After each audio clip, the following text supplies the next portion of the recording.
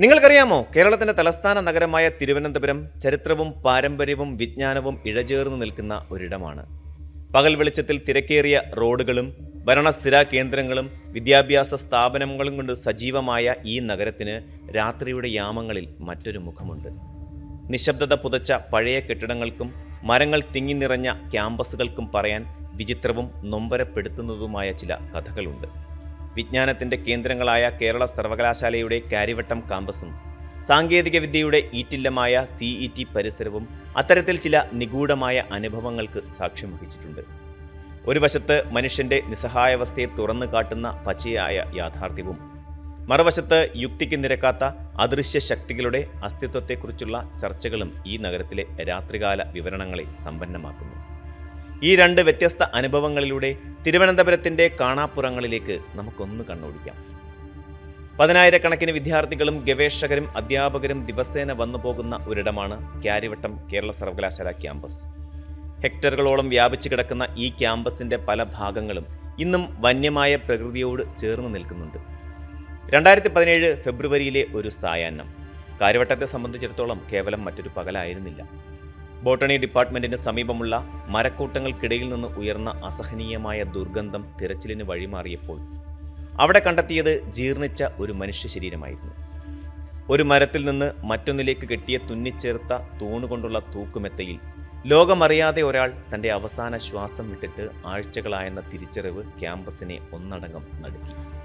ഈ സംഭവം കേവലം ഒരു ക്രൈം സ്റ്റോറിയല്ല, മറിച്ച് നമ്മുടെ സാമൂഹിക ബോധത്തിന് നേരെ പിടിച്ച ഒരു കണ്ണാടിയാണ്.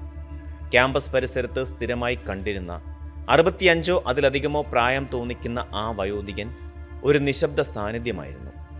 അന്യസംസ്ഥാനക്കാരനായ അയാൾ ഭിക്ഷാടനം നടത്തിയാണ് ഉപജീവനം കഴിച്ചിരുന്നത്.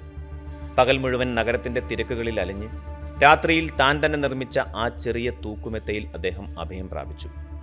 ആരും ശല്യം ചെയ്യാത്ത, ആരും ശ്രദ്ധിക്കാത്ത ആ ക്യാമ്പസ് മൂലയിൽ അദ്ദേഹം സുരക്ഷിതനാണെന്ന് കരുതിയിരിക്കാം. എന്നാൽ ഏകദേശം 20 ദിവസത്തോളം ആ ശരീരം അവിടെ കിടന്നിട്ടും ആരും അത് ശ്രദ്ധിച്ചില്ല എന്നത് നഗരജീവിതത്തിൻ്റെ ഒറ്റപ്പെടലിനെയാണ് സൂചിപ്പിക്കുന്നത്. ഉറക്കത്തിനിടയിൽ സംഭവിച്ച ഹൃദയാഘാതമാകാം മരണകാരണമെന്ന് പോലീസ് നിഗമനത്തിലെത്തിയപ്പോൾ ഒരു മനുഷ്യായുസിൻ്റെ അവസാനത്തിന് ആകെ സാക്ഷിയായിരുന്നത് കാര്യവട്ടത്തെ മരങ്ങൾ മാത്രമായിരുന്നു. ഇത്തരത്തിലുള്ള സംഭവങ്ങൾ പലപ്പോഴും നമുക്ക് ചുറ്റുമുള്ള അദൃശ്യമായ മനുഷ്യരെക്കുറിച്ച് ചിന്തിക്കാൻ പ്രേരിപ്പിക്കുന്നു. ഓരോ ദിവസവും നമ്മൾ കടന്നു പോകുന്ന വഴികളിൽ ഇത്തരത്തിൽ എത്രയോ മനുഷ്യർ തങ്ങളുടേതായ പോരാട്ടങ്ങളുമായി ജീവിക്കുന്നു. അവരില്ലാതാകുമ്പോൾ മാത്രമാണ് പലപ്പോഴും നമ്മൾ അവരുടെ സാന്നിധ്യം പോലും തിരിച്ചറിയുന്നത്. കാര്യവട്ടം ക്യാമ്പസിലെ പഴയ വിദ്യാർത്ഥികൾക്ക് ഇന്നും ആ മരക്കൂട്ടങ്ങൾക്കിടയിലൂടെ നടക്കുമ്പോൾ ആ പഴയ തൂക്കുമെത്തയും അതിൽ അവസാനിച്ച ആ ഏകാന്ത ജീവിതവും ഒരു നൊമ്പരമായി അവശേഷിക്കുന്നു. പ്രകൃതിയും വിജ്ഞാനവും ഒരുപോലെ വസിക്കുന്ന ഒരിടത്ത് ഒരു മനുഷ്യൻ ആരുമറിയാതെ മണ്ണോട് ചേർന്നത് ആ ക്യാമ്പസിൻ്റെ ചരിത്രത്തിലെ ഏറ്റവും സങ്കടകരമായ അധ്യായങ്ങളിൽ ഒന്നാണ്. കാര്യവട്ടത്തെ സംഭവം ഒരു പച്ചയായ യാഥാർത്ഥ്യമാണെങ്കിൽ അവിടെ നിന്നും ഏതാനും കിലോമീറ്റർ മാത്രം അകലെയുള്ള തിരുവനന്തപുരം എഞ്ചിനീയറിംഗ് കോളേജ് പരിസരത്തെ കഥ തികച്ചും വിചിത്രമാണ്. ഫാൻറ്റം കാർ അഥവാ അദൃശ്യ വാഹനം എന്ന പേരിൽ അറിയപ്പെടുന്ന ഈ പ്രതിഭാസം പതിറ്റാണ്ടുകളായി പ്രദേശവാസികളുടെയും രാത്രി യാത്രക്കാരുടെയും ചർച്ചാവിഷയമാണ്. കുളത്തൂർ CET റോഡിലൂടെ രാത്രി 12 മണിക്ക് ശേഷം യാത്ര ചെയ്യുന്ന പലരും അവകാശപ്പെടുന്നത് വിദേശ നിർമ്മിതമായ ഒരു പഴയ ആഡംബര കാർ തങ്ങളെ പിന്തുടരുന്നു എന്നാണ്. ഹൈനസ് എന്ന പേരിൽ അറിയപ്പെടുന്ന ഈ റോഡും കാറും തമ്മിൽ ഒരു പ്രത്യേക ബന്ധമുണ്ടെന്ന് പറയപ്പെടുന്നു. ഈ കഥയുടെ വേരുകൾ തിരുവിതാംകൂർ രാജകുടുംബവുമായി ബന്ധപ്പെട്ടതാണ്. പഴയകാലത്ത് രാജകുടുംബത്തിലെ ഒരു പ്രമുഖ വ്യക്തി ഉപയോഗിച്ചിരുന്ന റോൾസ് റോയ്സ് കാറാണ് ഇതെന്ന് ചിലർ വിശ്വസിക്കുന്നു.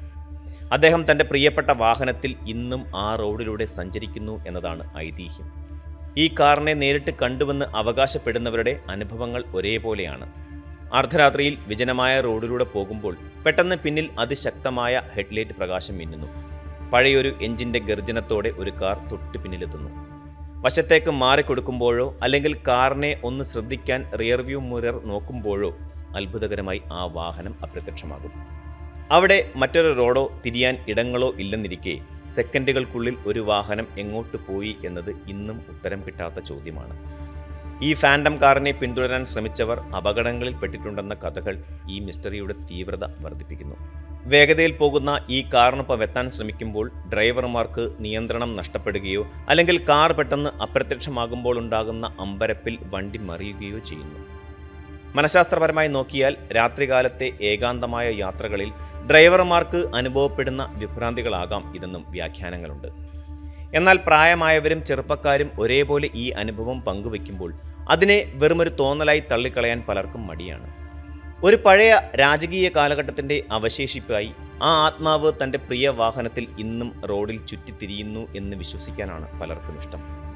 ഇപ്പോൾ സോഷ്യൽ മീഡിയയിൽ പ്രചരിക്കുന്ന തിരുവനന്തപുരത്തെ ഈ രണ്ട് അനുഭവങ്ങളും രണ്ട് തരത്തിലുള്ള ചിന്തകളാണ് നമ്മളിൽ ഉണ്ടാക്കുന്നത്.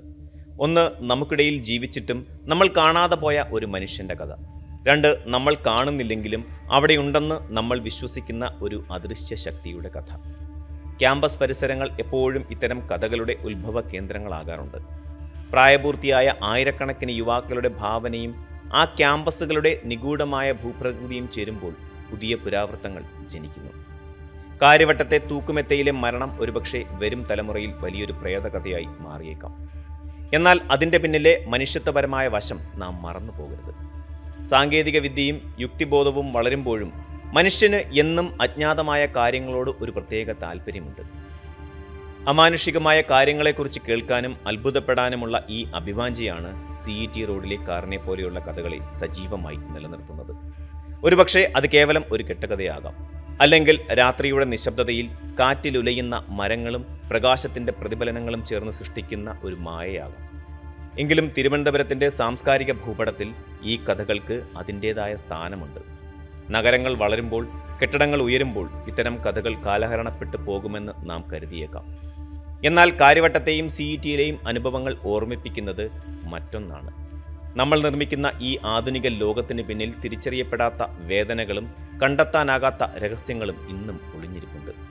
റോഡരികിലെ അജ്ഞാതമായ മനുഷ്യനോടുള്ള കരുണയും നമ്മുടെ ചരിത്രത്തോടുള്ള ആദരവും ഈ കഥകളുടെ അന്തർധാരയായി വർത്തിക്കുന്നു. രാത്രി 12 മണിക്ക് ശേഷം CET റോഡിലൂടെ യാത്ര ചെയ്യുമ്പോൾ റിയർ വ്യൂ മിററിൽ നോക്കാൻ ഭയപ്പെടുന്നവരും കാര്യവട്ടത്തെ മരക്കൂട്ടങ്ങൾക്കിടയിൽ ആ പഴയ തൂക്കുമെത്ത തിരയുന്നവരും ഈ നഗരത്തിൻ്റെ ഭാഗമാണ്. യാഥാർത്ഥ്യവും മിഥ്യയും തമ്മിലുള്ള അതിർവരമ്പുകൾ മാഞ്ഞു പോകുന്ന ഇത്തരം നിമിഷങ്ങളാണ് ഒരു നഗരത്തിന് അതിൻ്റെ സവിശേഷമായ സ്വഭാവം നൽകുന്നത്. കാര്യവട്ടത്തെ വയോധികൻ നൽകുന്ന പാഠം സഹജീവികളോടുള്ള ശ്രദ്ധയാണെങ്കിൽ CETയിലെ ഹൈനസ് കാർ നൽകുന്നത് നിഗൂഢതകളോടുള്ള കൗതുകമാണ്. ഈ രണ്ട് കഥകളും തിരുവനന്തപുരത്തിൻ്റെ രാത്രികളെ ഇന്നും ജീവസുറ്റതാക്കി മാറ്റുന്നു. അടുത്ത തവണ നിങ്ങൾ ഈ വഴികളിലൂടെ യാത്ര ചെയ്യുമ്പോൾ ആ മരക്കൂട്ടങ്ങൾക്കിടയിലേക്കോ നിങ്ങളുടെ വാഹനത്തിൻ്റെ കണ്ണാടിയിലേക്കോ ഒന്ന് ശ്രദ്ധിച്ചു നോക്കൂ. ഒരുപക്ഷെ നിങ്ങളെ കാത്ത് മറ്റൊരു കഥ അവിടെ ഒളിഞ്ഞിരിപ്പുണ്ടാകാം. ഇത്തരം നിഗൂഢതകൾ അവസാനിക്കുന്നില്ല. അവ ഓരോ രാത്രിയും പുനർജനിച്ചുകൊണ്ടേയിരിക്കുന്നു.